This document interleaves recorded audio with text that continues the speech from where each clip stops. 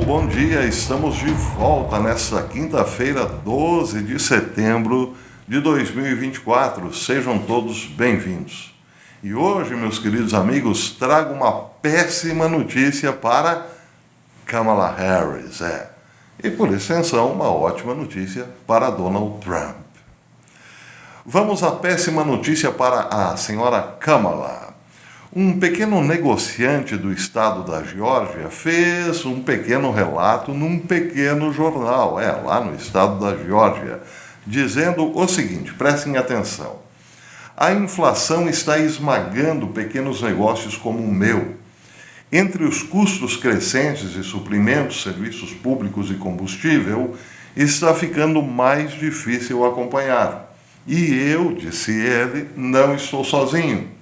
Famílias em toda a Geórgia também estão sentindo isso. Do supermercado à bomba de gasolina, os preços estão fora de controle, tornando mais difícil para os trabalhadores sobreviverem. Todos nós, diz ele, vimos nossos produtos favoritos da Geórgia, como o pêssego, dispararem de preços. Os pêssegos subiram 25% no ano passado. Mas, lembra ele, não são só os pêssegos a disparar. O Chick-fil-A subiu 21%. Aí você se pergunta, mas o que é o Chick-fil-A? É uma rede de fast food americana especializada em sanduíches de frango, uma das maiores cadeias de fast food dos Estados Unidos e a maior na sua especialidade. Essa é a nota de curiosidade do negócio. Até a Chick-fil-A, que praticamente nem tinha concorrente no mercado, está disparando o preço dos seus produtos para conseguir se manter no mercado. Até os ingressos para os jogos dos Bulldogs subiram 45%, diz o pequeno produtor, o pequeno negociante da Geórgia. Aliás, o nome, eu acho que eu não dei o nome, chama-se Bruce Level. Ele diz que essa inflação custou às famílias da Geórgia mais de $27 mil desde 2021. Prejuízo de $27 mil em pouco tempo é muita coisa, não é, para as famílias da Geórgia. Esse é um golpe que a maioria de nós simplesmente não pode pagar, diz Bruce. A realidade é clara, os gastos imprudentes e as políticas equivocadas do governo Biden-Harris é que são os culpados. Então, essa é a nota aí de um pequeno negociante do estado da Geórgia. Aí vocês perguntam, mas tudo bem, está passando lá as suas dificuldades, mas no que isso arranha a campanha de Kamala Harris? É porque essa voz, como ele mesmo diz, não é solitária. Ele não está sozinho. Tem mais. Espera um pouquinho. Outro exemplo. Uma empresa de transporte rodoviário em Illinois, que tinha cerca de 480 motoristas, encerrou repentinamente as suas operações. A empresa que contratou o serviço postal dos Estados Unidos para transportar correspondências notificou mais de 650 funcionários, incluindo mais de 480 motoristas, que a transportadora está encerrando suas operações. Isso de acordo com fontes familiarizadas com o fechamento. Ex-motoristas de caminhão da Midwest Transport, a empresa que está mandando todo mundo embora, sediada em Robson, também em Illinois, disseram a Fragwaves que receberam telefonemas de seus gerentes regionais na quinta-feira à noite, notificando-os de que a empresa estava encerrando suas operações. Aqui já é um monte de gente indo para a rua, não é? Já não é um simples arranhar na política de Kamala Harris, ou melhor, na pretensão política da senhora Kamala. Não, é mais coisa aí. Mas tem mais, presta atenção. Outro grande varejista nacional, Big Lots, entrou com pedido de falência essa semana, levantando questões sobre o futuro de suas 1.400 lojas. Sabe lá o que é isso? 1.400 lojas é bem maior do que o problema de um pequeno negociante em Illinois, não é mesmo? Pois é. O pedido de concordata do capítulo 11 do varejista é o mais recente de grandes varejistas e redes de restaurantes americanos, sendo o Red Lobster o de maior destaque até agora, que também buscou a falência. Um total de 21 empresas só desse setor, os varejistas, entraram com pedido de falência no primeiro semestre deste ano, o maior número desde que a pandemia causou estragos nas empresas em 2020, disse a S&P em um relatório de julho. Normalmente, varejistas em dificuldades farão o que for necessário para sobreviver à lucrativa temporada de compras de fim de ano antes de ou de declarar a falência. É o que reza a lenda.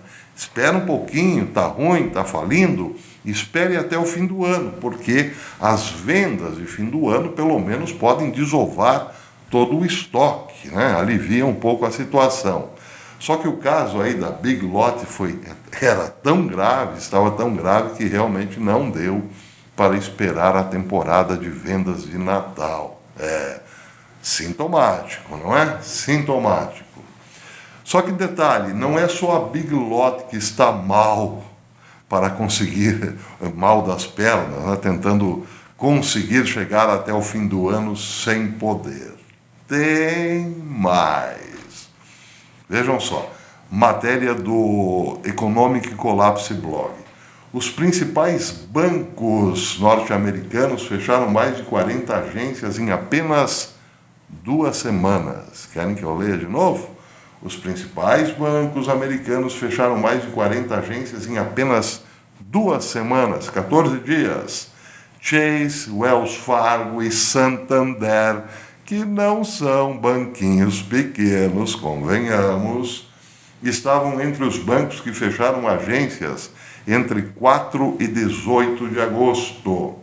O Bank of America liderou o caminho, notificando o regulador de que retiraria 12 de suas agências locais em uso.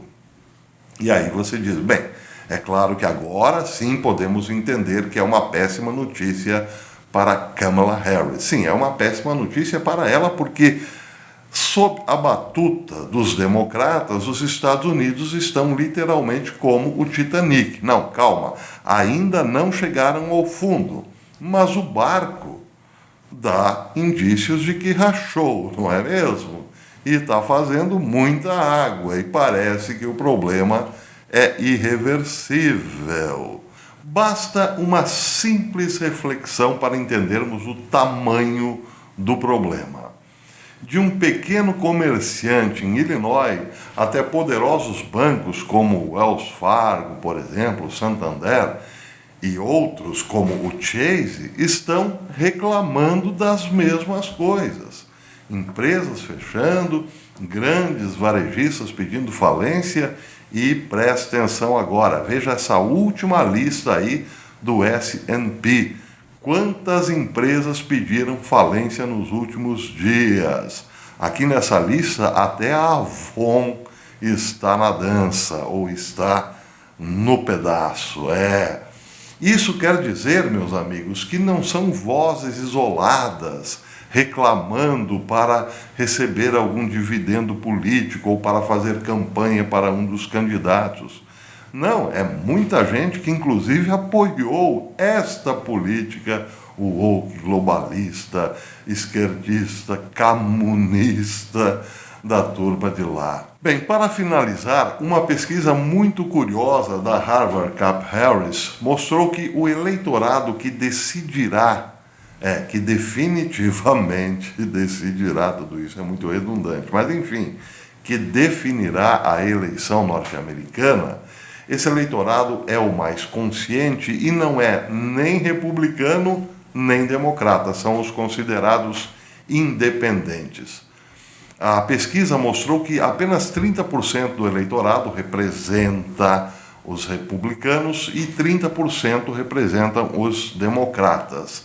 Os 40% restantes são os chamados independentes, que sabem ou que afirmam que a economia vai mal, que o rumo da economia dado por essa gente da Casa Branca é completamente errado. E, claro, não votarão em Kamala Harris. Eu disse que a pesquisa é curiosa porque 30%, apenas 30% disseram que a economia vai bem. Claro que desses 30%, a maioria é de democratas, mas aí tem até 9% ou 8% de republicanos. No total, esses democratas que acham que vai tudo bem e uma parte dos republicanos que dizem a mesma coisa, é só 30%. O resto, meus queridos amigos, quase 70%, sabem que o barco está afundando. Eu disse quase 70%, porque aqui tem uma margem também de indecisos. Alguns dizem que não sabem se vai bem ou se vai mal, não têm opinião formada. Então são quase 70% de eleitores, isso colocando aí 40% de independentes, a dizer que a culpa é dessa política, a culpa é desse pessoal que está no governo e certamente não votarão em Kamala. Claro que muitos desses sequer gostam de Donald Trump, mas sabem que ele não levaria o país a essa bancarrota. Portanto, votarão sim no loirão. Aliás, quem diz isso é Mike Snyder. Ele diz que as condições econômicas estão muito difíceis em todo o país neste momento. E todos podem ver isso claramente. O custo de vida tem aumentado muito mais rápido do que os salários, e essa é uma das principais razões pelas quais 37% dos americanos estão tendo dificuldades para pagar suas despesas diárias, as mais básicas. E aí, muitos, claro, estão endividados até o pescoço no cartão de crédito. Milhões de famílias, diz Mike Snyder, milhões de famílias estão apenas sobrevivendo e, como resultado, muitas estão usando o cartão de crédito para se manterem.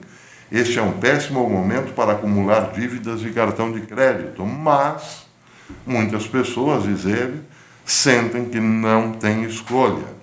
Enquanto isso, a taxa de poupança pessoal caiu para o nível mais baixo desde a crise financeira de 2008. É triste dizer que uma má notícia, que, claro, significa ou representa sofrimento do povo, é uma boa notícia para o candidato que quer melhorar a vida do povo. Mas, enfim, esse é o preço que se paga quando uma geração de homens e mulheres se deixa levar pela lorota, pela propaganda, pelo mundo da propaganda, pelas campanhas políticas feitas com base em mentiras, não é? E distração. É o preço que se paga. Muita gente sabia que o risco da eleição passada era grande, e de fato aconteceu. E pouca precaução foi tomada para evitar, por exemplo, que malotes e mais malotes e cédulas eleitorais vindas pelo correio fossem contadas depois de fechadas as sessões eleitorais. Isso é só um exemplo, claro. Mas tem também aqueles que votaram livremente, digamos assim, de coração aberto, de peito aberto em Biden, porque achavam que o loirão era muito bruto, muito ignorante, por aí vai. Estão vendo o resultado. Já dizia minha avó, se não se aprende pela boa, se aprende na dor. É o que pode acontecer com os Estados Unidos. Se não estiver engatilhado aí mais uma grande armação para dar vitória àqueles que fazem campanha no porão. Até rimou, né? Pois é. Vamos aguardar. Ruim para os Estados Unidos, ruim para o mundo. Mas, em resumo, é isso. Vejam só. Lembrem de novo. Desde um simples comerciantezinho lá num condadozinho de Illinois até gigantes como o Chase, o Wells Fargo, estão dizendo a mesma coisa. Tá ruim. Até depois, se Deus quiser.